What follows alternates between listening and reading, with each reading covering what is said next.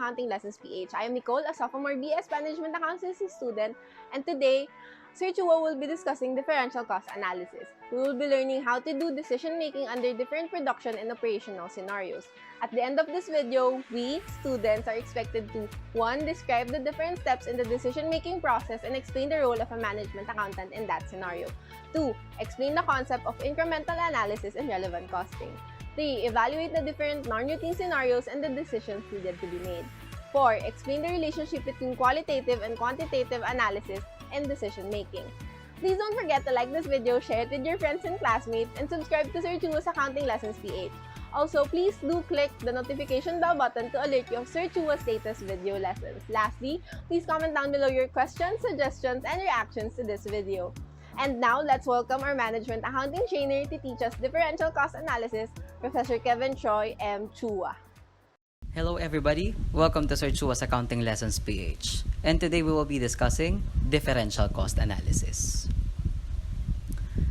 Thank you very much for trusting Sir Chua's Accounting Lessons PH as your online learning partner. Our previous lesson was about business planning and short-term budgetary systems, and in that lesson we knew how to prepare a master budget and how we can use it in planning, controlling, and decision-making. And now we are to continue with our lessons with managerial decision-making, and today we will be using differential cost analysis as a tool for short-term, non-routine decision-making.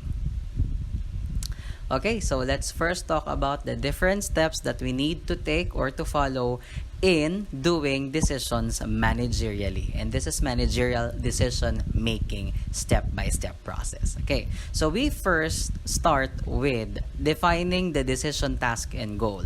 What do we have in mind na kailangan nating desisyonan? So basically, that's the first step, defining the decision task and goal. So let's say, for example, do we need to buy a new equipment for our production process? So that's the first thing that you need to consider. What are we really thinking about and what should we decide about at this point in time? Okay, so when you already have defined the decision task and goal, the second thing that you need to do is to identify alternative courses of action. So, shall we buy a new equipment or shall we just keep using our old equipment in our operations, no? So, yun po yung dalawang alternative courses of action na pwede mong piliin. Bibili ka ba ng bagong equipment or ang gagawin mo is you'll just continue using that equipment? Okay? So, if you have already different alternative courses of action na pwede mo i-consider, the next thing that you need to do is to collect relevant information and evaluate each alternative. In this first alternative, magkano ba magagastos natin dito? Or mayroon ba tong maintenance cost kapag tayo ay bumili ng bagong equipment? At meron ba siyang cost savings na maidudulot sa atin?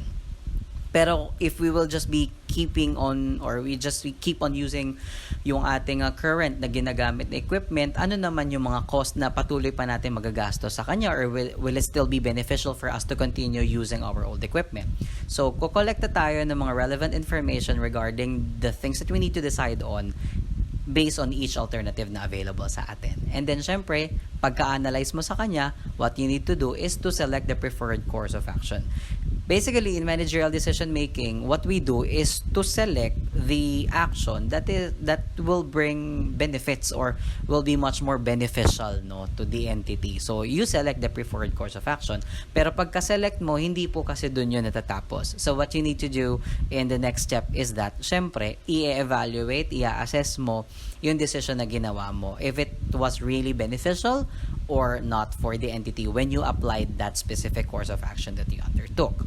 Now, the next thing is, if there will still be some problems that you need to work on after that decision, then you go back again to the first step, which is defining the decision task and goal. And then you identify again the alternative courses of action, collect information for you to analyze them, and then select the preferred course of action and evaluate that action that you did. Okay, so basically, that is what we do in managerial decision making.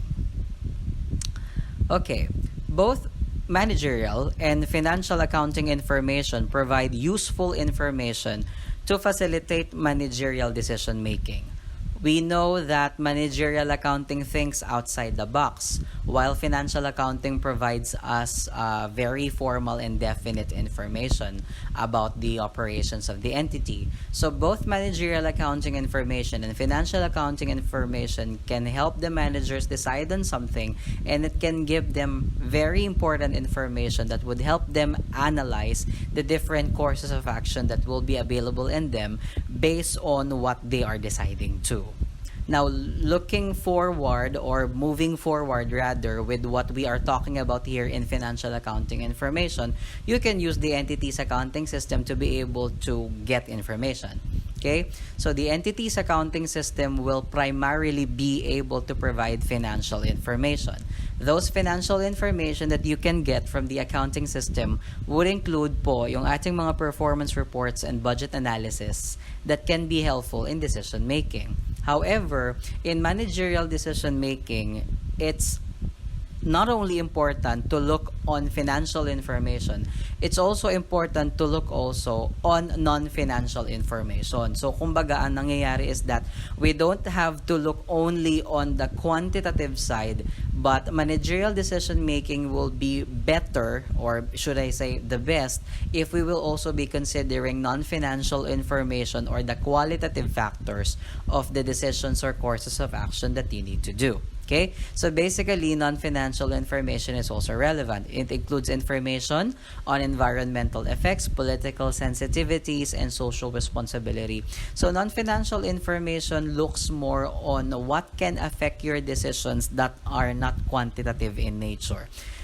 Environmental effects, but do not take it literally as about sustainability or the environment. Environmental effects in a sense that what is the environment, or where is the company thriving into? No, ano ba yung uri ng environment na ginagalawan ng company? That should also be considered. Okay? O kaya minsan geographically, or meron tayong territorial rules and regulations or laws, compliance with rules and regulations na kailangan ding sundin. So kasama po yun sa sinusunod nating environmental effects. Okay? We also have political sensitivities, no? More so on territorial thresholds or territorial constraints na meron tayo or dun sa ginagalawan nating territory. We might have some political sensitivities to consider, and also some social responsibilities that we need to take consideration into, lalo na sa mga industries na talagang big manufacturing, pero syempre kailangan nating isipin din yung responsibility natin socially, pero hindi nyo rin naman dapat tignan siya na lagi na lang corporate social responsibility na naggagawa ng charity events. Hindi yun yung ibig sabihin niya.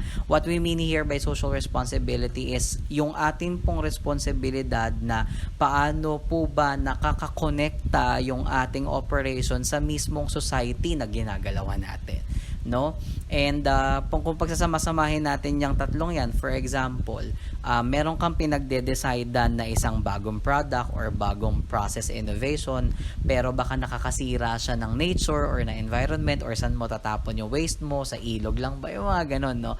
So meron din tayo po kasing mga non-financial information or qualitative information that we need to take into consideration when we are doing our decisions. Okay, so although much of our discussion will be much more based on quantitative information, but as a manager, lagi nyong iisipin din yung mga non-financial information. Kasi later on in our discussion, meron tayong mga makikita na, okay, if we take this course of action, it will be much more beneficial to the entity. However, may mga pangyayari po kasi na, kaso pag ginawa natin to, baka may mawala ng trabaho. 'Di ba? Pag ginawa natin to, baka magbawas tayo ng tauhan.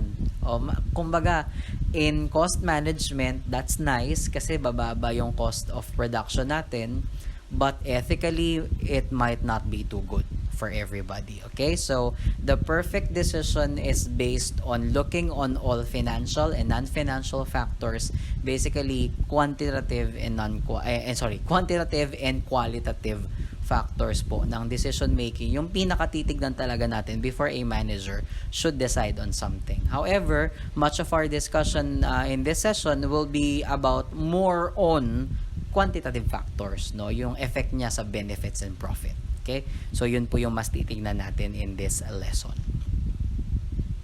Okay, Historical financial information are important and useful in product pricing and control of business activities kasi sa historical financial information nakikita natin yung trends and we are being given information about different costs of production, and when you analyze historical financial information on the things that we did previously, we can assess what are the things that we should continue doing and what are the things that we should stop doing and what are the things that we should strengthen and what are the things that we should continue to or maybe to stop doing or to continue doing, parang gano'n, strengthen or points for improvement, weaknesses, makikita na lahat natin yan dyan no? However, these past financial data, yung iba kasi dyan, baka hindi na relevant sa decision na meron tayong gagawin. Okay? So, these past financial data may lead at a certain level to incorrect decisions in some cases, no? Meron po kasi tayong mga information na hindi na ganong relevant sa dinedecide natin ngayon na whatever happens, na-incur na natin yan, gastos na natin yan, so it's not relevant anymore. So, minsan po kasi nagkakaroon po tayo ng ganong mga decisions or should I say factors na nakaka-apekto or pwede maka-apekto or hindi sa decision-making process na gagawin natin. So, in decision-making, it's better for us to use relevant cost, no? Which is, ano po ba yung mga cost na nakaka-apekto lamang po sa decision na ipagde-decidean natin na hindi na natin titignan talaga lahat ng factors. Basically po kasi may mga decisions na, let's say for example, alternative A versus alternative B, pero pareho pala, pag ginawa mo si alternative A, gagastos ka ng 10,000. Pag si alternative B, gagastos ka rin ng 10,000. So parang ang dating, whatever decision that we will be doing, whether we select alternative A or alternative B, pareho ka rin pala makaka-incur ng 10,000 something na cost. So parang irrelevant siya sa decision kasi wala naman kahit ano namang alternative ang gamitin mo, gagastos ka pa rin ng something 10,000 na cost na yon. So it becomes irrelevant. So in our decision-making process, it's better just to look for the relevant cost. No, ano po ba yung mga cost irrelevant in the current and future decisions that we will be doing? Okay, lalo na po yung mga matagal nang na-incur, basically irrelevant na yun kasi wala na, hindi mo na siya mababalik, diba? Parang ganon. Okay, so in decision making, it's better to look on the relevant cost that will have an effect on current and future operations. So what must be considered and what must not in our decision-making process? First thing that we need to talk about is, these are the topics that we have already had in, I think this is lesson 2, diba? Yung mga cost terminology. So babalikan lang din natin siya and how it affects in decision-making. Okay, so the first one is sunk cost, which arises from a past decision or transaction that cannot be avoided or changed anymore since they were already incurred or spent for. Thus, it is irrelevant for future decisions. Okay? So, wala na, nagastos mo na yan, na-incur mo na yan. Whatever happens or whatever decision that we have at hand or what are the different alternatives that we have at hand, sunk cost will not have an effect anymore. Okay? Diba? Ang example nga, ko nga dyan, yung mga ginastos nyo sa ex nyo, sunk cost na yun kasi hindi nyo naman nababalik sa inyo yung ex nyo. Diba? Parang ganon. Okay? But talking about it formally, let's say for example, the purchase price of an old equipment will not be relevant anymore in deciding whether to replace it with a new equipment. So if you're deciding to replace an old equipment with a new one, it's not relevant anymore if you will be thinking about how much was its historical purchase price of that old equipment, because whatever happens, whether we keep that old equipment or we keep on using that old equipment or whether we replace it with a new one, nagastos mo na yung pinambili mo sa kanya nung time na yun diba? So hindi na siya relevant. Whatever happens, you keep on using it or you replace it, that's it. You already spent for that. So that is already a sunk cost. Another thing that you need to take into consideration in sunk cost is that the depreciation related to a continuing use of an asset will also be sunk cost because hindi mo naman mababalik yung wear and tear, diba? Or yung obsolescence or usage nung asset na yon. So depreciation will also be regarded as sunk cost because they are already incurred as a result of asset usage. So if you're thinking about purchasing or replacing an old equipment to a new one, the depreciation that you have already incurred in the old equipment will not be relevant anymore in deciding for purchasing a new equipment. Okay? So, some costs are not considered in relevant costing.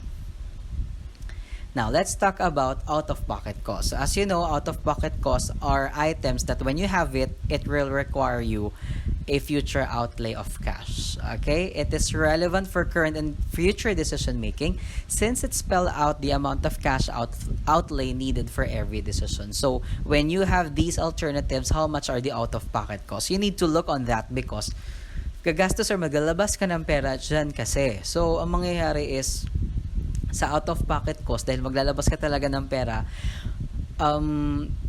relevant siya sa current and future decisions mo kasi what are we expecting na cash outlay when we do this alternative, parang ganon. Okay, so future intended purchases of equipment will involve out-of-pocket costs. Basically, if you purchase a new asset, there will really be a cash outlay for that. Okay, so that's an out-of-pocket cost. This purchase cost is relevant in deciding whether to replace an old equipment. So relevant na po yung out-of-pocket cost kasi current and future decisions na po yung pinag-uusapan natin dito, no? So kung nag-iisip ka kung magpa-purchase ka ng new equipment or hindi, yung mismong purchase price nung bago mong bibilin mong asset, may cash outlay yun, 'di ba? So that's an out-of-pocket cost and that is relevant in our relevant costing decision making. Okay? Now, another thing that you need to consider in those decisions that you need to do is your opportunity cost. Okay, it is the potential benefit lost by choosing a specific action when two or more alternative choices are being decided upon. So when you choose the first alternative, what do you lose in the second alternative? And if you choose the second alternative, what benefit do you lose in choosing that alternative over the other? Okay? An entity creating standardized product can be offered by a customer of a special order. So may mga ganyan po kasing cases na meron silang regular operations pero may instance na may lalapit sa kanilang client or customer na magpo-propose ng, uy, kailangan namin ng ganitong project, medyo mag-iiba, so magpapasadya siya ng konti, parang ganon. So special order na siya at a special price, parang ganon. So syempre, i-decide mo kung i-accept mo ba or i-reject mo yung order na yon. So papasok yung opportunity cost doon na parang, if I accept this special order, may mawawala ba sa akin on my regular sales? Pagka naman ni-reject ko tong special order na to, anong mawawala sa akin kung tinanggap ko sana tong special order na to? Okay? Not only the profits in taking the special order should be considered, pero syempre, at a certain point, baka mag-give up ka kasi ng regular sales mo kung tatanggapin mo yung special order. In accommodating that special order, you will be giving up some of your regular operations. So, is it worth it? Worth it bang gawin yun o hindi? So, opportunity cost comes into play. Well, swerte mo if your company has a capacity na parang kunyari, if your manufacturing process can do 3,000 units, tapos ang normal operations mo lang naman pala 2,000 units, may lumapit sa'yo na nagpapa-special order ng 800 units. So, mas madali sa'yong mag-decide na i-accept yon kasi your regular operations is 2,000 units and your plant capacity can do really 3,000. So, parang pwede mong i-accommodate, 'di ba? Kasi may extra idle capacity ka na kung magsa-special order ka, pwede ba siyang tanggapin, no? So, but later on when we will be putting numbers on them, it will be much more helpful for you to decide whether to accept or reject special orders. Okay? So, we have those examples later. Okay, so ito na po yung pag-uusapan natin, which is differential cost analysis. The relevant costs in decision making are the incremental cost known as differential cost. Pag sinabing differential cost, may difference. Okay, may increments kang makikita, may differences kang makikita. That when we are looking on alternative A versus alternative B, magkaiba sila. Okay, and yun yung sinasabi ko na kapag hindi siya differential cost, hindi siya relevant kasi whatever alternative, it's still the same. Let's say, for example, the fixed cost in alternative A is 20,000. The fixed cost in alternative B is also 20,000. That will not be relevant in your decision because they are just the same. Whatever alternative you choose, you will just be incurring a fixed cost of 20,000. So there's no difference between that two alternatives same alternatives have fixed cost of 20,000, so there's no differential cost on that. That will not be relevant. Again, in differential cost analysis, what is relevant is what has difference on those two alternatives. Okay, differential costs are the additional costs incurred if a company pursues a certain course of action under different choices or alternatives. Okay po, so yun po yun. Eto na tayo sa relevant benefits in accordance with that differential cost analysis that you will do.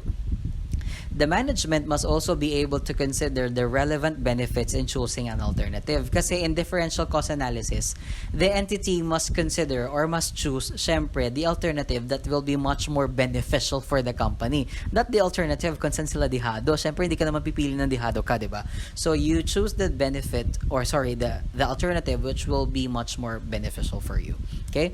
They are considered as the incremental revenue from the decision chosen. Now, always take into consideration, remember this always, that the relevant benefits should always exceed relevant costs, because you don't want an alternative that the costs are greater than the benefits. Cost-benefit analysis comes into play. Okay.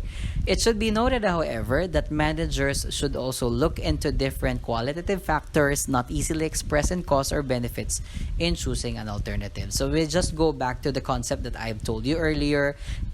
Hindi porke mas malaki yung benefits mo dito sa alternative na to, you already choose that. Okay? Again, a good decision is based on both quantitative and qualitative factors that are combined together in forming a decision. That's the best decision that a manager should choose. Okay? Yung pong talagang napag-aralan lahat, both quantitative and qualitative factors. So now, let's try some scenarios na matetest natin yung iyong decision-making skills. So let's now have these different problems under different scenarios of the short-term, non-routine decision-making. The first that we have is make or buy decision. Gagawin ko ba dito sa production process ko or production facility ko internally, or bilhin ko na lang sa labas, pagawa ko sa labas, bilhin ko na lang sa kanila. Okay? The make or buy management decision is a determination scenario on whether an item should be made internally or bought from an outside supplier. Gagawin ba natin dito? Tayo na lang ang gagawa, or pagawa natin sa iba, bilhin na lang natin sa kanila. Sometimes entities have idle capacity. This idle capacity can be used to consider manufacturing an item, part, or sub-assembly they are currently purchasing. So, may mga company po kasi na, parang kaya naman natin na tayo na lang yung gumawa nung component na yun, nung sub-assembly na yun, nung part na yun, nung minamanufacture natin. Okay? Pero may alternative din kasi na, meron namang gumagawa niya na pwedeng bilhin na lang natin. Parang di pa tayo pagod, di ba? Baka mas makamura tayo kung bibili lang natin. So, yun po yung make or buy decision na sinasabi. Okay? The management accountant is asked to compare the cost of manufacturing versus the cost of purchasing. Basically, ang decision natin sa make or buy, saan ba tayo mas magkakamura? Kaya nga strategic cost management tong subject, di ba? Saan tayo makakamura? Pag ginawa lang natin or pinagawa natin sa labas at bibili na lang natin. Let's consider this problem. Scribican Company is purchasing 2,000 parts of product A from outside suppliers for 170 per part. Okay? So, that 170 is the purchase price outside kung bibili natin sa outside suppliers. Kung sakali that they will be doing it internally, the cost that will be assigned to the part are as follows. So, direct materials of 120, labor of 100, variable of 60, and fixed overhead of 80. Should the company manufacture the parts or buy them from an outside supplier? Okay, so these are the things that we need to take into consideration. If the entity will simply be comparing the purchase cost per unit versus the manufacturing cost per unit, this happens. Okay? So, ang purchase cost per unit natin, 170. Kung tayo naman mismo gagawa sa company, ang materials, labor, at overhead natin will total 360,000 divided all of those 2,000 parts. Manufacturing cost per unit is 180. So, at first glance, parang, mas murang bumili kesa gumawa.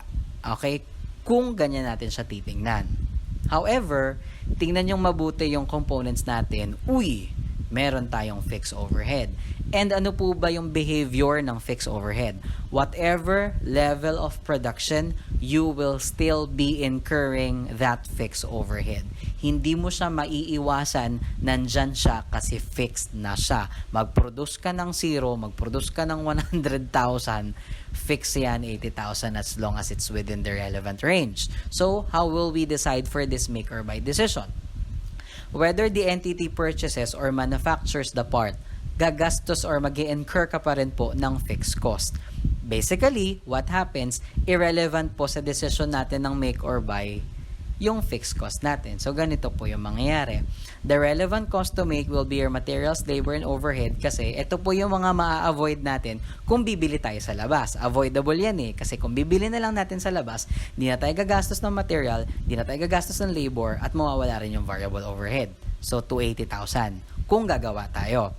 Pero pag bibili natin sa labas, 2,000 multiplied kung magkano po ba siya sa isa sa labas, which is 170, so 340,000. So you compare now. If we will be buying it, it's 340,000, but if we will just be making it, 280,000. Because whether we make or whether we just buy it outside, we will still be incurring that 80,000. So, 340 kung bibilin, 280 kung gagawin. May cost savings tayong 60,000 kung gagawin natin. So, we choose the alternative of making. Ngayon, just to check our decision, let's analyze it using the total cost approach.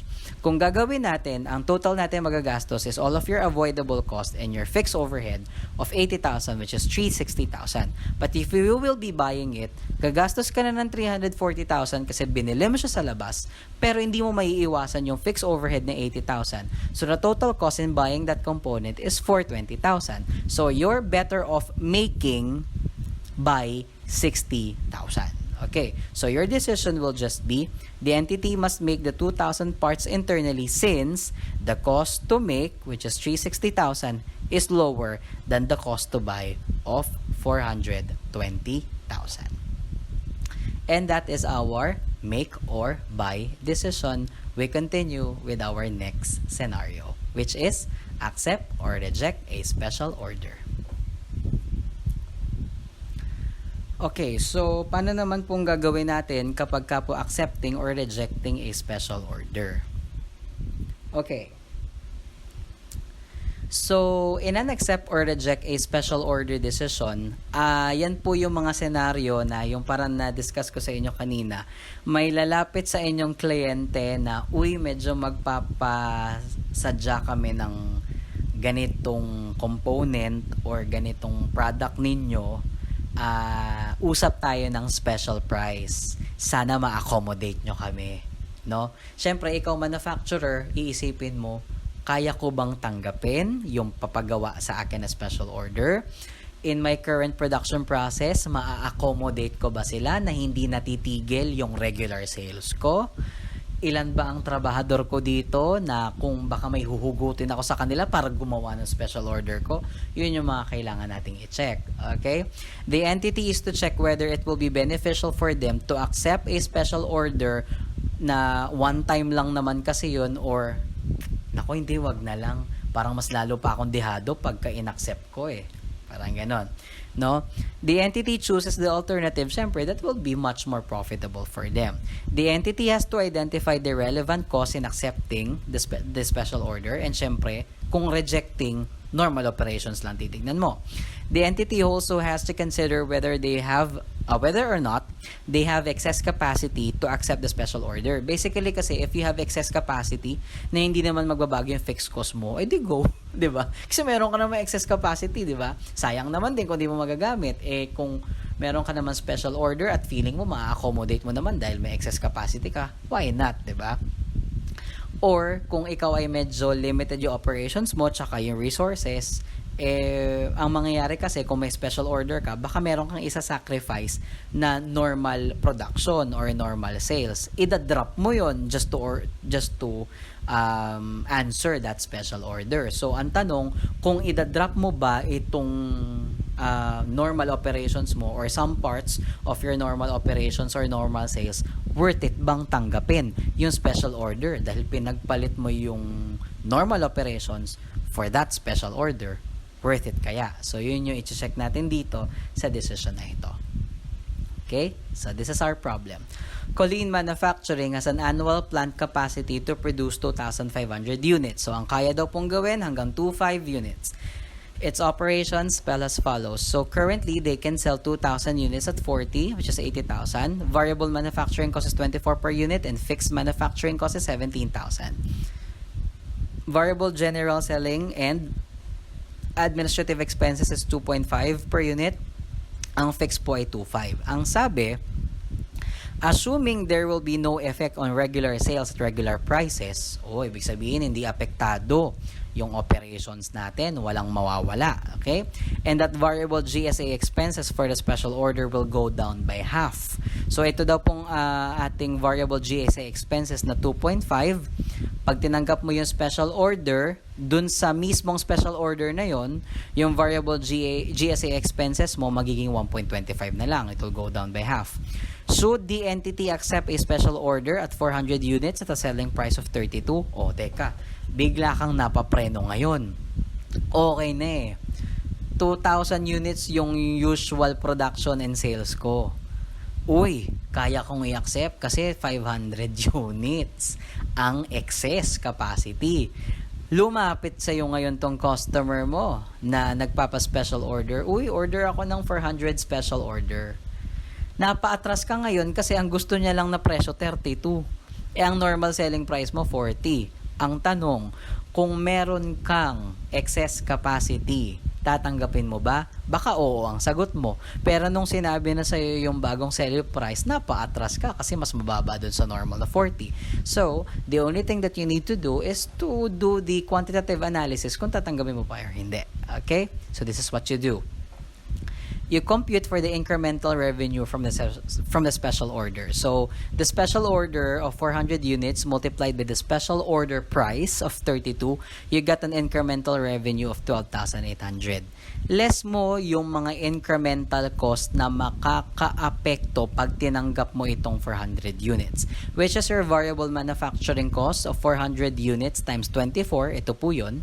So, 9,600 at saka variable general selling and administrative na expenses, which is 400 units times, it will go down by half, 1.25. Sir, bakit hindi na natin kinonsider yung fixed manufacturing cost tsaka fixed GSA? Kasi, whether or not i-accept natin tong 400 units, you will still be incurring 17,000 and 2,500 na fixed manufacturing and GSA expenses. So, hindi po siya relevant sa decision natin. Kaya hindi ko na siya sinama sa computation. So, compare mo lang. If your incremental revenue is 12,800 but the incremental or additional cost kapag tinanggap mo yung special order na yan is 9,600 and 500, you compare it. Is 12,800 able to cover your incremental cost? The answer is yes. Incremental profit is 2,700.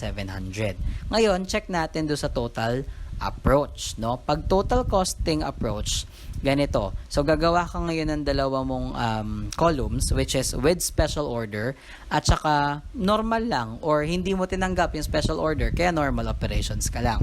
Pag may special order, meron kang regular sales na 2,000 units times 40 at saka special sales na 400 times 32 for a total of 92,800. Pero kung i-reject mo yung special order, di normal operations ka lang, 2,000 times 40, 80,000. So, meron kang additional 12,800 na revenue. Ito po yun, yung 12,800. Ngayon, ang variable cost na i-match mo sa kanya is, pag may special order ka, 2,000 units regular at 2650, ito po yun, 24 plus 2.5 plus 400 times 25.25. Saan galing yon? 24 plus 1.25. So, 63,100. Pero pag ni-reject mo yung special order, edi dun ka lang sa normal operations. 2,000 times 26.5, 53,000. So, ang difference is 10,100. Ito po yun, 96 plus 500. Okay. So, now, get the contribution margin na kung tinanggap mo yung special order, the contribution margin is 29,700. Pero pag ni-reject mo, so normal sales ka lang, 27,000. So, the difference in accepting the special order versus rejecting it is 2,700. Check natin ngayon kung may changes sa fixed cost. Kaso, whether you accept or reject the special order, ang sabi, no effect naman talaga. So, ganun pa rin yung magiging fixed cost mo. 17,000 plus 2,500, it's still 19,500. So, your profit actually increased by 2,700. So, what will be your decision here? The entity should accept the special order since it will increase profits by 2,700. So, magkakaroon ka ng mas mataas na income na 2,700 kung tatanggapin mo yung special order. So, syempre, tanggapin mo. Kasi, kita naman din natin sa senaryo na kahit inoferan ka ng mas mababang presyo, kaya mo siyang i-accommodate kasi meron ka pang excess capacity, tapos wala rin man nagbago sa fixed cost mo. So, pwede mo siyang tanggapin. Okay? Now, quantitatively, pwedeng-pwede kasi aangat ng 2,700 yung profit mo pag tinanggap mo yung special order. Madali kung ganyan. Paano kung annual production and sales is just 2,000 units? So, hindi na 2,500. Paano kung ang production and sales saktuhan lang 2,000 units? Tapos, nag-place ng special order, 500 units naman, pero mas mataas ang selling price, 45, with no change in variable cost. So, yung pa rin, 24 tsaka 2.5. Pero, ang mangyayari, pag in-accept mo daw po yung special order na 500 units, i-drop mo ngayon yung 500 units ng normal sales mo. Okay? Siyempre, isa-sacrifice mo yan. Kasi ang production and sales mo, 2,000 units. Kung tatanggapin mo yung special order na 500, yung normal sales mong 500 units, na-drop mo yon para ma-accommodate yung special order. And what's more surprising is, madadagdagan ang fixed manufacturing cost ng 5,000 kung tatanggapin mo at gagawin mo yung special order. So, relevant costing tayo. Yan to gagawin natin. Magkano ang contribution margin natin pag in-accept natin yung special order? 500 units of special order multiplied by the selling price of 45 minus yung 26.5 na variable cost. Okay? So, kung ano man yung difference netong dalawa, yun yung contribution margin per unit natin at special order times 500, it's 9,250. I-deduct natin sa kanya yung mga additional cost na may incur natin kung sakaling tatanggapin natin yung special order. Lost contribution margin on dropping 500 regular units. So, syempre, mawawalan ka ng 500 regular units na pag tinanggap mo yung 500 units sa special order. So, yung normal sales mong 500 units na dinrap mo, ang selling price kasi noon 40, ang variable cost niya ay 26.5 din. Okay? Ang pinakaiba lang kasi nila selling price, 'di ba? So this is your contribution margin at normal sales multiplied by the 500 units na i-drop mo. Ang mawawala sa yung sales at normal sales pag tinanggap mo yung special order is 6,750. And meron kang additional fixed manufacturing cost na 5,000. Ang tanong, yung nawala bang contribution margin sa pag-drop natin ng 500 units at yung additional fixed manufacturing cost ba natin na na-incur pag tinanggap natin yung special order, kaya siyang i-cover nung kikitain natin doon? Ang kikitain lang natin doon, 9,250. Pero ito yung ating mga mawawala sa atin na contribution margin pag yung 500 units, finorgo natin to accept the special order, may additional cost pa tayong 5,000. What happens is that may incremental loss tayo na 2,500. Okay? So, tatanggapin mo, wow, hindi. Nag-negative eh. Okay? So, pakita ko ngayon sa inyo sa total cost approach. Pag total cost approach, tinan nyo yung mangyayari. 1,500 units na normal at 40 pesos per unit plus 500 units na special order at a special price of 45, 82,500. Pero pag normal sales, lahat ng 2,000 units, benta mo at 40. So, the difference is 2,500. Now, for the variable cost, sinabi naman sa problem na no change in variable cost. So, 2,000 units lahat at 26.5. So, 53. So, there's no difference. Okay? So, your contribution margin would increase by 2,500 in accepting the special order. However, nagkaroon ka ngayon ng relevant na fixed cost, which is taangat daw kasi yung fixed cost by 5,000 pag tinanggap mo yung special order. Nung normal sales ka lang, 17 plus 2,500 is 19,500, pero nung in-accept mo yung special order, naging 24,500. So, meron ka pang 5,000 na fixed cost na additional na magagastos. So, nagka-loss ka pa ngayon ng 2,500 kung tatanggapin mo yung special order. Kasi yung normal sales mo, 7,500 yung kikitain mo. Pero, nung tinanggap mo yung special order, 5,000 na lang yung kikitain mo. So, nagkaroon ka ngayon ng decrease in profit na 2,500. So, your decision is, do not accept the special order. You have to reject. And that is our accept or reject a special order. Diretso tayo ngayon ng discussion for eliminate, retain, or add a production line or segment.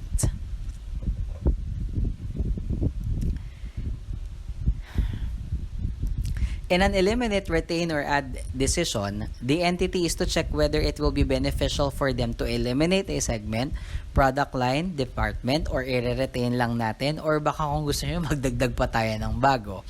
The entity chooses the alternative, syempre, that would still be much more profitable. Yung eliminate kasi, pinagde-decidean yan kapag ka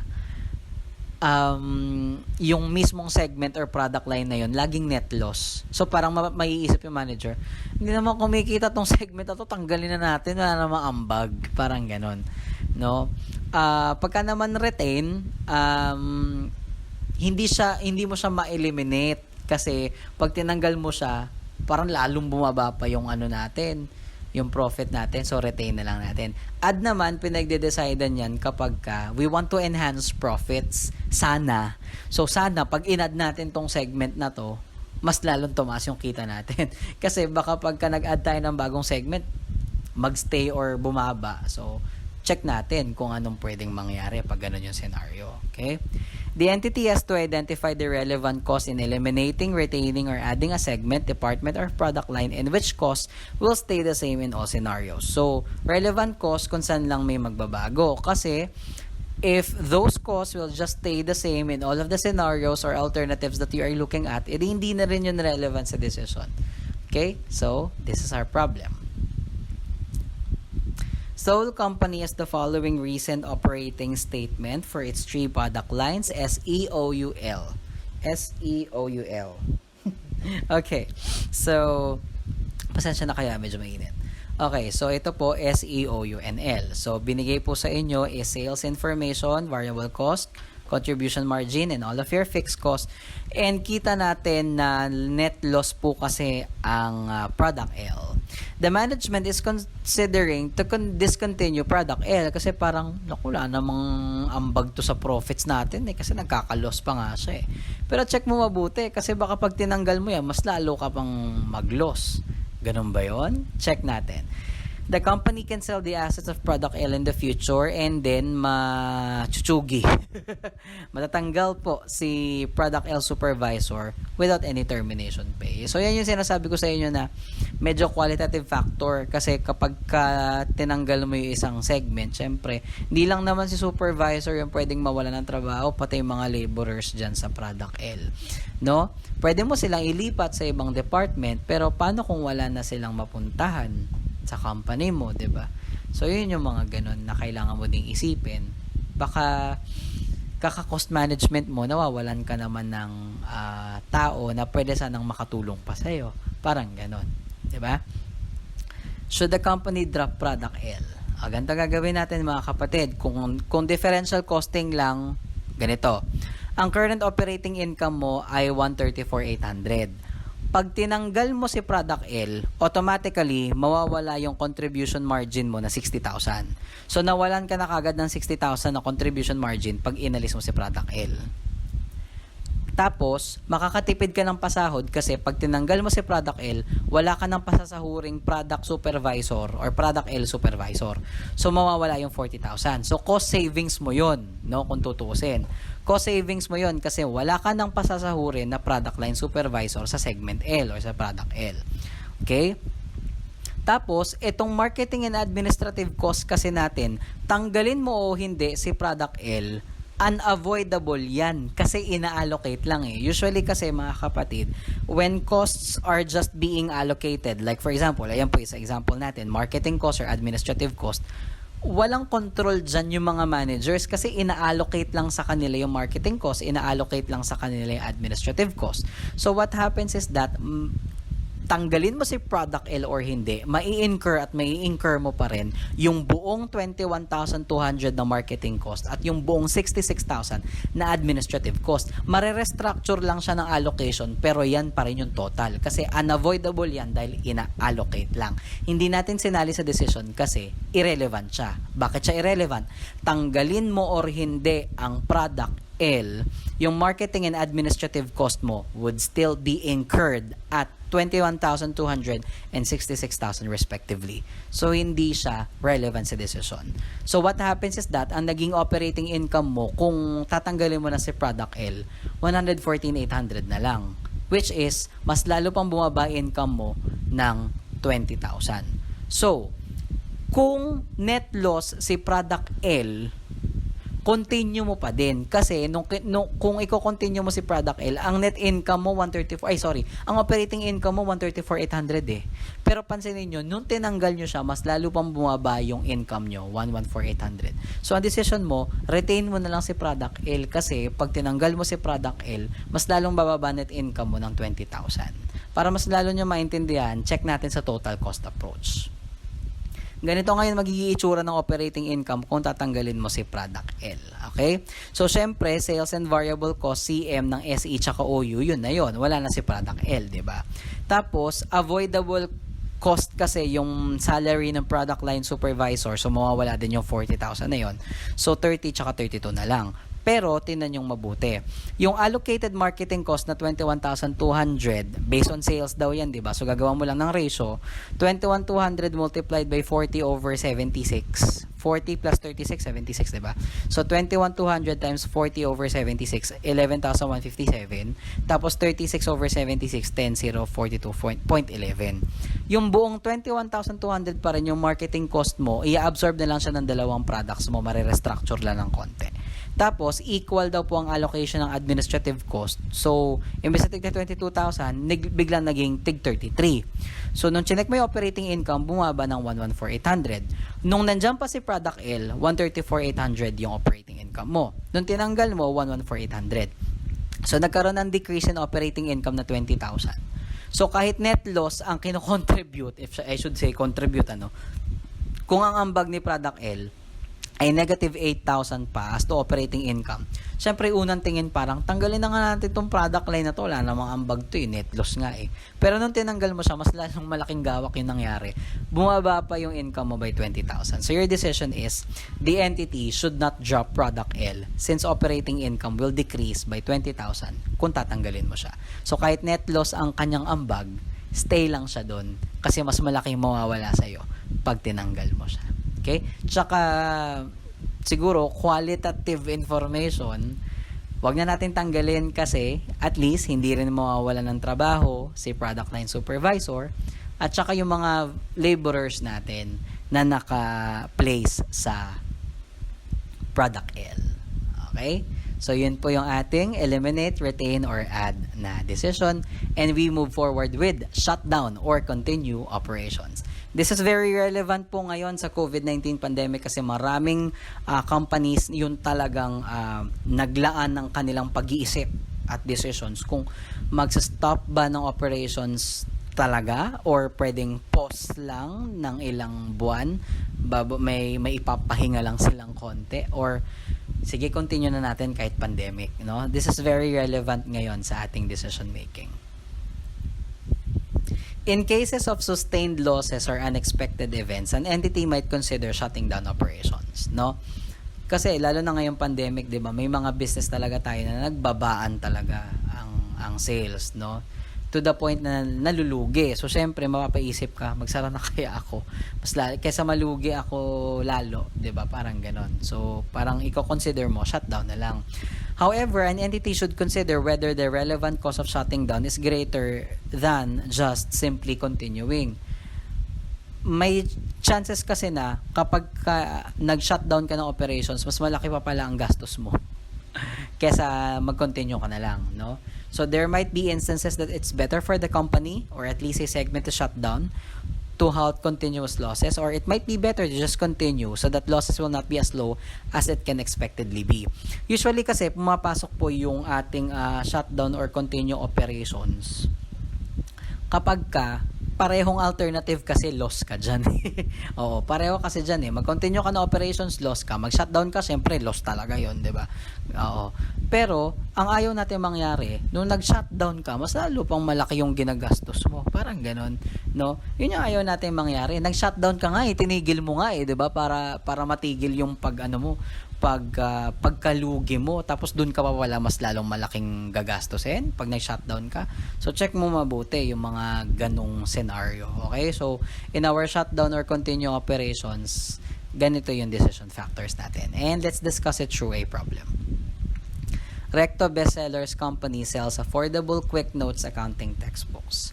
However, due to the pandemic, there is a decreased demand in their textbook kasi hindi maka-order ng physical books yung mga bata. So, mas nag-modular yung mga bata, mas lalo sila nag-PDF na textbook, ganun. So, yung mga physical books, baka naapektuhan talaga, hindi attractive ngayon bumili dun sa Recto Bestsellers Company, di ba, ng physical book.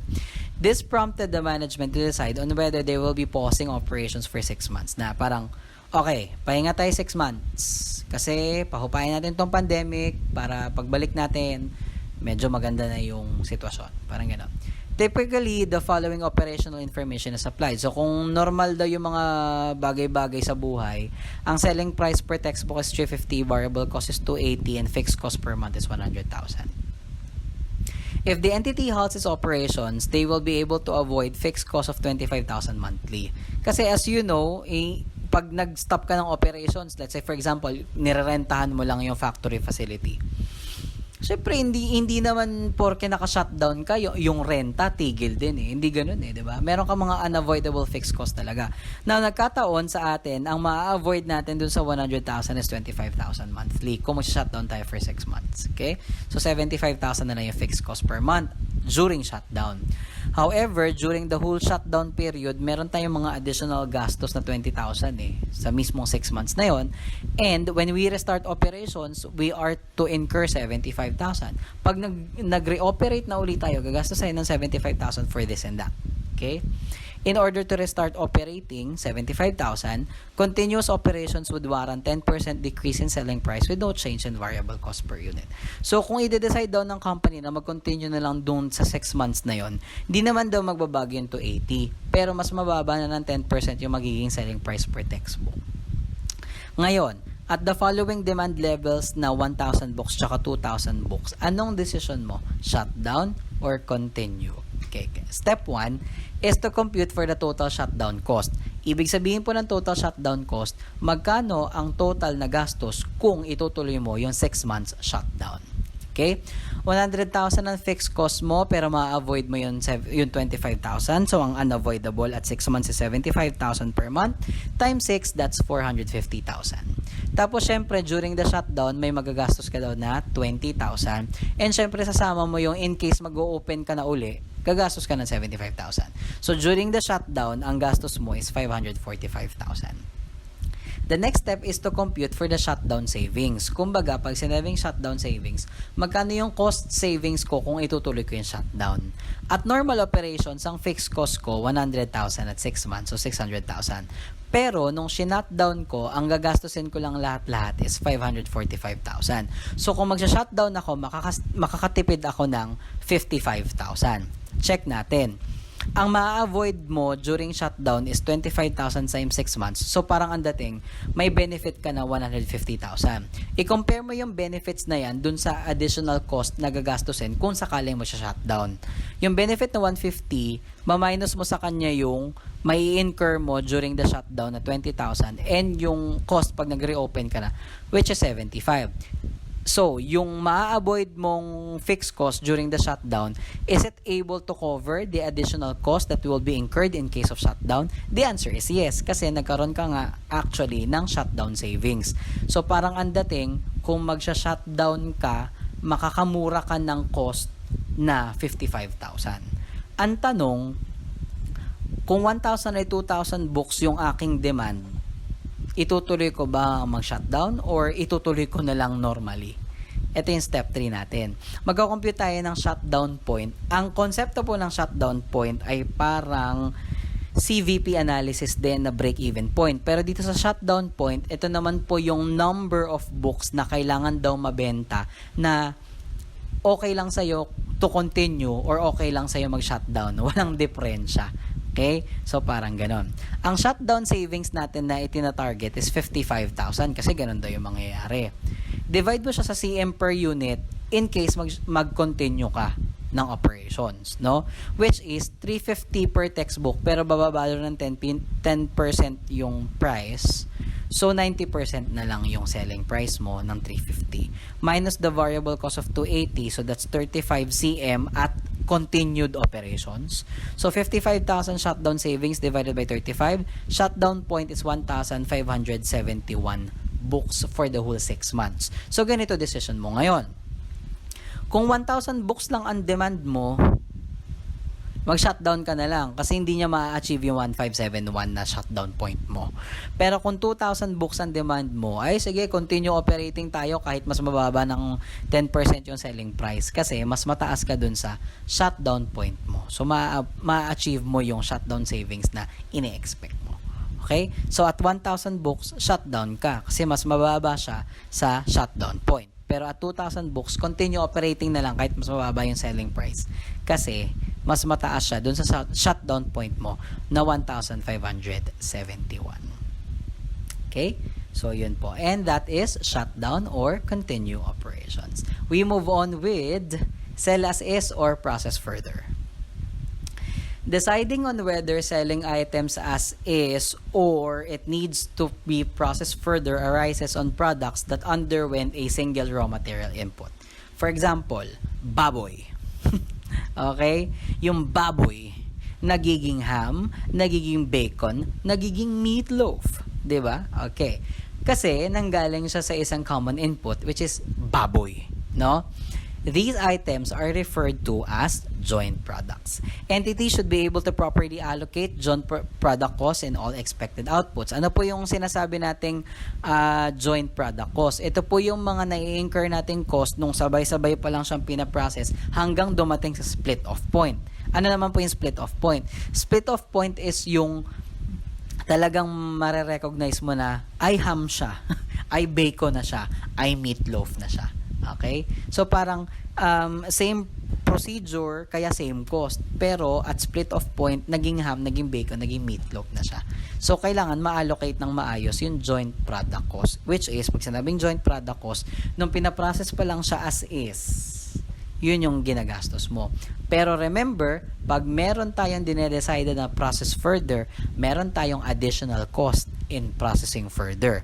Ang ipagde-decide natin dito, worth it ba na mag-process further tayo or sell na lang natin as is? Okay? So, ganito po yun. Hongyan Industries produces 3 products that are derived from a single raw material. The following cost and revenue data are available. Which of the following product lines should be processed further and which should be sold at split-off point? Ibig sabihin, kung hindi naman maganda or kung hindi naman maganda yung effect or kung hindi naman makakadagdag sa profit, wag na nating i-process further.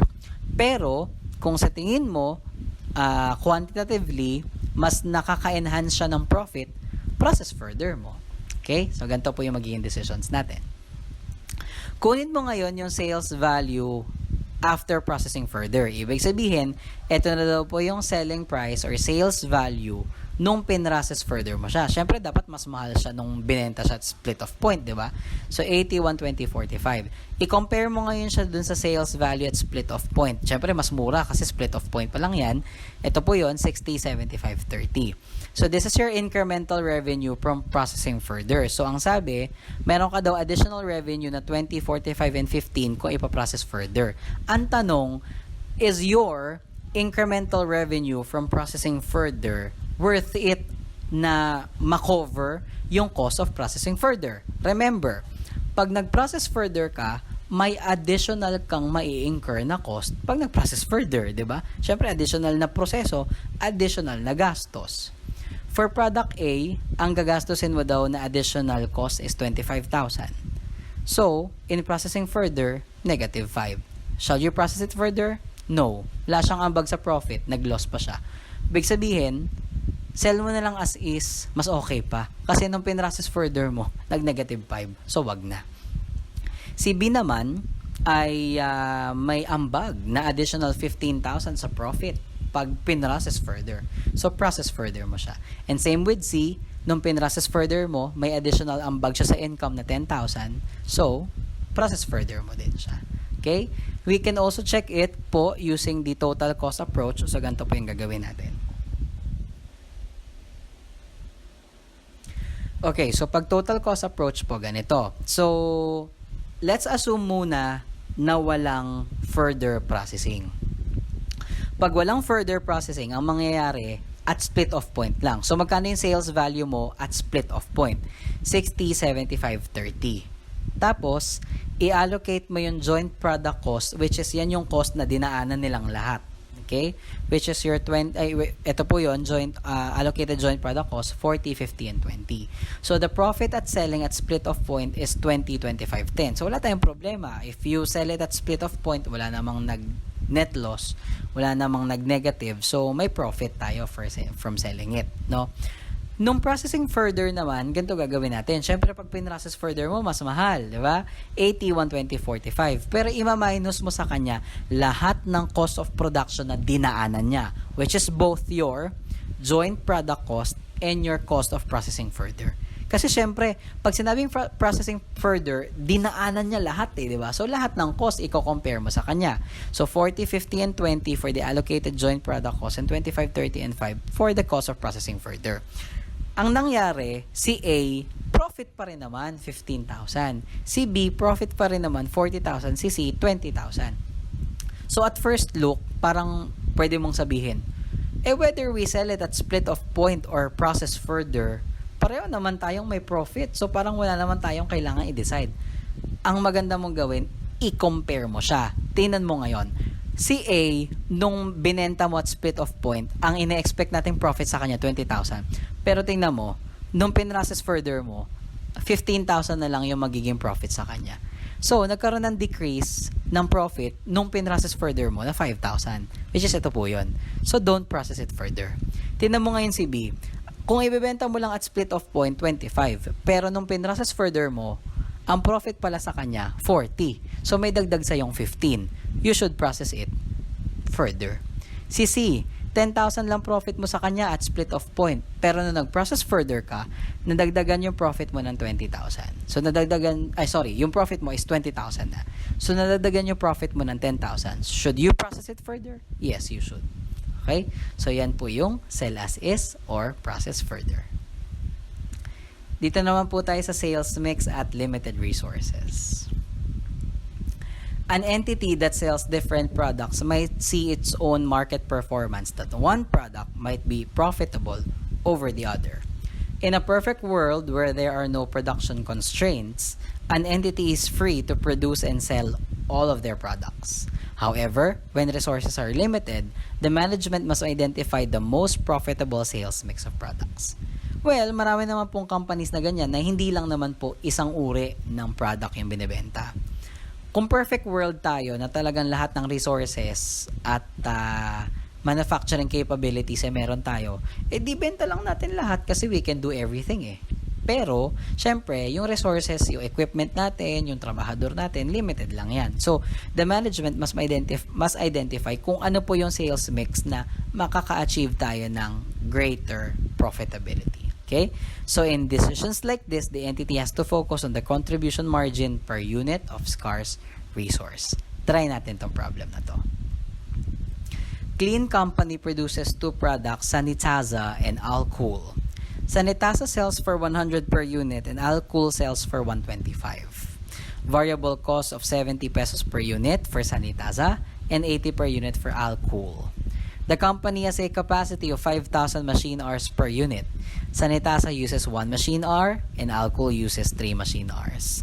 Calculate for the contribution margin per hour and kung may demand si Sanitaza na 3,800 units per month, ano po kaya yung magiging optimum level ng contribution margin natin in that certain sales mix. Okay? So, to answer number 1, ganito po yan. So, you just put the selling price per unit for both Sanitaza and Alcool, which is 100 and 125. And then, you deduct po yung variable cost na 70 and 80. And that is your contribution margin per unit, 30 at 45. So, sa unang tingin, mas ibenta natin si Alcool kasi mas mataas ang CM natin sa kanya Pero, yung ginagamit mo kasing resources ang magiging determining factor. 1 machine hour siya kay sanitiza, pero 3 machine hours for alcohol. So, contribution margin per scarce resource. Bakit natin siya sa scarce resource kinuha? Kasi, yun yung decision factor natin eh. Yung mismong resources natin. And, surprisingly, si sanitiza pa yung mas malaki ang ambag kung resources yung pag-uusapan natin. Kasi si alcohol, 15 lang. Si sanitiza, 30. Okay? So, ganito po, i-apply na natin ngayon dun sa number 2. Meron daw tayong demand na 3,800 units for sanitiza. So, si sanitiza, kung 3,800 units at 1 hour per unit, ang total machine hours lang na kailangan mo sa kanya to manufacture sanitiza is 3,800. Now, if your total machine hours na available only for your manufacturing is 5,000 and sanitiza is already allocated by 3,800, the hours allocated to alcohol will just be 1,200. Ibig sabihin, nag-ranking na tayo. Ipa-prioritize mong ibenta si sanitiza kesa kay alcohol kasi mas malaki ang contribution margin per scarce resource niya. So, magkakaroon ka na ng ranking. Rank 1 si sanitiza at kung may additional ka pang resource, tsaka ka mag-produce ng alcohol. Okay? So, ang allocated natin kay alcohol, 1,200 hours. Okay? So, how much is the total CM kung ganito yung gagawin nating sales mix? So, 3,800 machine hours times 30 for sanitiza, that's 114,000. And then for alcohol is 1,200 machine hours times 15, 18,000. The total CM based on that demand and sales mix is 132,000. Check natin using the number of units. Wala siyang pinakaiba kay sanitiza kasi 1 hour per unit lang naman. So, 3,800 units times 30. Ito po yun. 114,000. And then kay alcohol naman is 1,200 hours yun na-allocate divided by 3 machine hour per unit. So, that's roughly, no, that's actually 400 units na kailangan mo ibenta. No? So, 400 units times 45, that's also 18,000. And you get 132,000. So, pero kasi, guys, in a perfect world, you can sell and produce everything kung wala kang iniisip na scarce resources. Pero, magde-decide ka ngayon ng magiging sales mix mo at limited resources based on the resources that you have and the demand na tinatawag ng customers mo. Okay? So, yun po. Yun po yung sinasabi nating sales mix at limited resources. Now, ito po kasing ating problem na ito ay isa lang yung tinignan nating limited resource, which is your machine hours. What will you do if yung mga resources natin, numerous limited resources na siya? So, hindi na po dito ituturo yun. Tuturo po yun sa inyo sa Management Science or Operations Research, no? Under the topic po na linear programming. So, medyo mathematical na po yun kasi may mga graphs na po yun. May algebra na po kayong gagawin doon. So, linear programming po yun. Sa quantitative techniques and decision-making po yun ginagawa, no? Or we call it management science. Okay? Kapag ka po more than one resource na po yung ima-maximize natin for different components. Okay? So, ano na po yun? Linear programming na po yun. Hindi po natin siya covered dito. Okay, and our last scenario is keep or replace an asset or an equipment. So, an entity must regularly check kung gagamitin ba natin to or papalitan na natin. Okay? Advances in technology might mean newer equipment can operate more efficiently at a lower cost than old equipment. So, i-decide mo kasi baka yung ginagamit mong old equipment kakarag-karag na. Baka mas efficient ka kung bibili ka ng bago. Okay? So, check natin kung paano.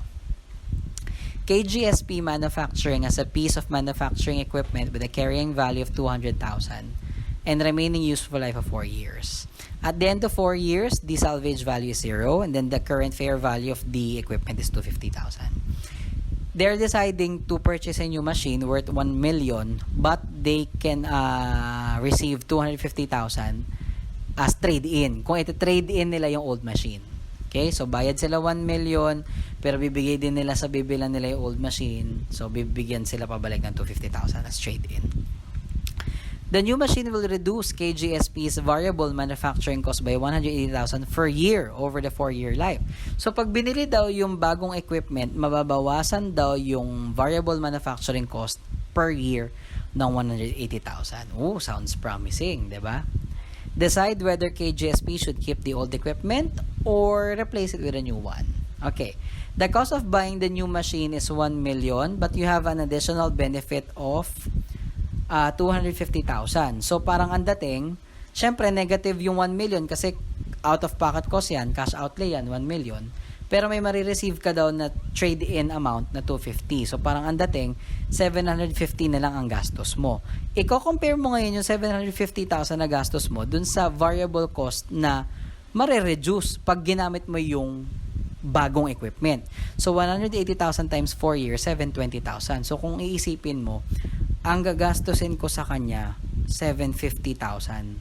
Pero ang benefit ko lang sa kanya, 720,000. So, may negative benefit tayo or parang lugi tayo ng 30,000 kung ganyan yung magiging decision natin. Okay? So, your decision is just keep using the old machine, wag mo nang palitan. Kasi nung pinalitan mo, medyo may bawas benefit pa tayong 30,000. Ngayon, yung mga decisions po natin about new equipment or new long-term asset. So, sa ano po yan? Usually sa financial management pinag-uusapan. No? Yung ating mga net present value.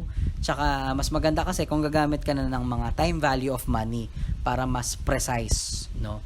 Yung makukuha mong amounts for your decision. Whether to accept a new project or not, or to keep or replace a new equipment, or so yun po. No? So, dun nyo po siya magpag-aaralan.